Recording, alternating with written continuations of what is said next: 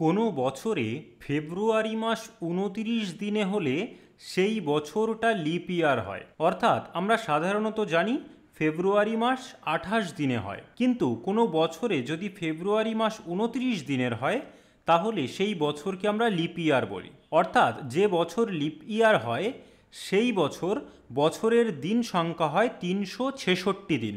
সাধারণত এক বছরে ৩৬৫ দিন থাকে, কিন্তু লিপ ইয়ার যে বছর হবে সেই বছর বছরে দিন সংখ্যা হবে ৩৬৬ দিন। তো এখন আসুন দেখা যাক কোনো বছর লিপ ইয়ার কিনা সেটা আমরা কিভাবে বুঝবো। কোনো বছর লিপ ইয়ার কিনা সেটা জানার জন্য আমাদের যেটা করতে হবে সেটা হচ্ছে বছরটাকে আমাদের ৪ দিয়ে ভাগ করতে হবে। বছরটা যদি ৪ দ্বারা বিভাজ্য হয় তাহলে সেই বছরটা লিপ ইয়ার হবে। যেমন আমি একটা উদাহরণ নিই, ২০১২ এই সালটা লিপ ইয়ার কিনা জানার জন্য আমাদের যেটা করতে হবে এই সালটা ৪ দ্বারা বিভাজ্য কিনা দেখতে হবে। তো এই সালটা ৪ দ্বারা বিভাজ্য কিনা আমরা কিভাবে দেখব?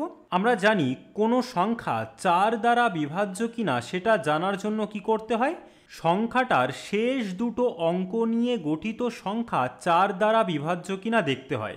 এক্ষেত্রে এই সংখ্যাটার শেষ দুটো অঙ্ক নিয়ে গঠিত সংখ্যা কত? ১২।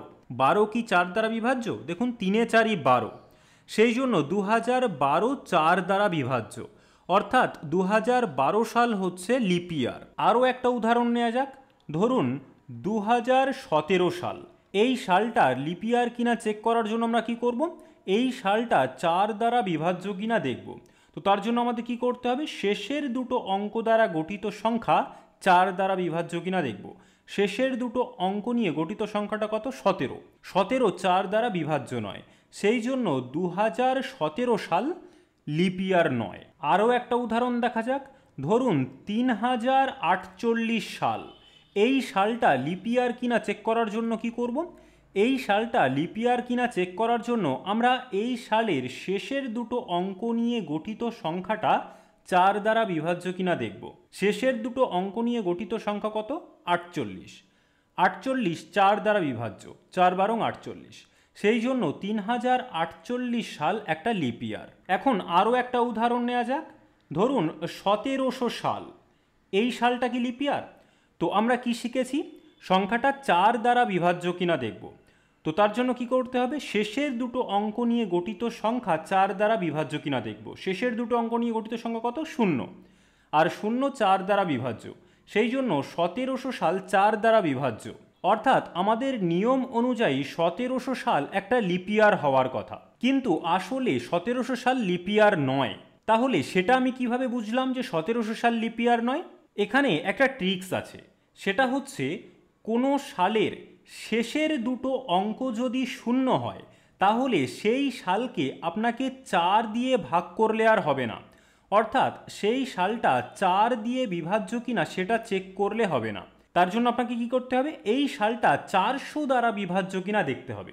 অর্থাৎ কোনো সালের শেষের দুটো অঙ্ক যদি ০ হয় তাহলে সেই সালটা লিপ ইয়ার কিনা চেক করার জন্য আমরা সেই সালটাকে ৪ দিয়ে ভাগ না করে ৪০০ দিয়ে ভাগ করব। অর্থাৎ সেই সালটা ৪০০ দ্বারা বিভাজ্য কিনা দেখব। যদি ৪০০ দ্বারা বিভাজ্য হয় তাহলে সেই সালটা লিপ ইয়ার হবে, আর যদি ৪০০ দ্বারা বিভাজ্য না হয় তাহলে সেই সালটা লিপ ইয়ার হবে না। তাহলে আমরা এখন দেখি এই ১৭০০ সালটা ৪০০ দ্বারা বিভাজ্য কিনা। তো এটার জন্য কি করতে হবে, আমাদের ১৭০০কে ৪০০ দিয়ে ভাগ করতে হবে। তো আমরা ১৭০০কে ৪০০ দিয়ে ভাগ করছি। তো আমরা কি করতে পারি, ওপরে দুটো শূন্য কাটতে পারি, নিচে দুটো শূন্য কাটতে পারি। তাহলে আমাদের পড়ে আছে কত? ওপরে আছে ১৭, নিচে আছে ৪। আর আমরা জানি ১৭ ৪ দ্বারা বিভাজ্য নয়, সেই জন্য ১৭০০ সাল একটা লিপ ইয়ার নয়, যেহেতু ১৭০০ সাল ৪০০ দ্বারা বিভাজ্য নয়। আরও একটা উদাহরণ নেওয়া যাক, ধরুন ২০০০ সাল। এই সালটা লিপ ইয়ার কিনা চেক করার জন্য কি করব? দেখুন এই সালের শেষের দুটো অঙ্ক ০, সেই জন্য এই সালটাকে আমরা আর ৪ দিয়ে ভাগ করব না, বা ৪ দ্বারা বিভাজ্য কিনা চেক করব না। এখন আমাদের কাজ কি হবে, এই সালটা ৪০০ দ্বারা বিভাজ্য কিনা চেক করতে হবে। অর্থাৎ এই সালটাকে আমাদের ৪০০ দিয়ে ভাগ করতে হবে। তাহলে ৪০০ দিয়ে যদি আমরা এই সালটাকে ভাগ করি দেখি কত পাই।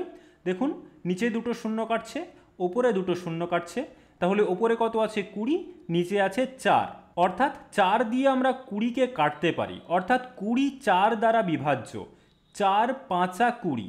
যেহেতু এই 2000 সাল 400 দ্বারা বিভাজ্য হচ্ছে বা 2000 সালের মধ্যে 400 ভাগ যাচ্ছে, সেই জন্য 2000 সাল একটা লিপ ইয়ার। আরও একটা উদাহরণ দেখা যাক। ধরুন 1900 সাল, এই সালটা লিপ ইয়ার কিনা চেক করার জন্য আমরা কি করব?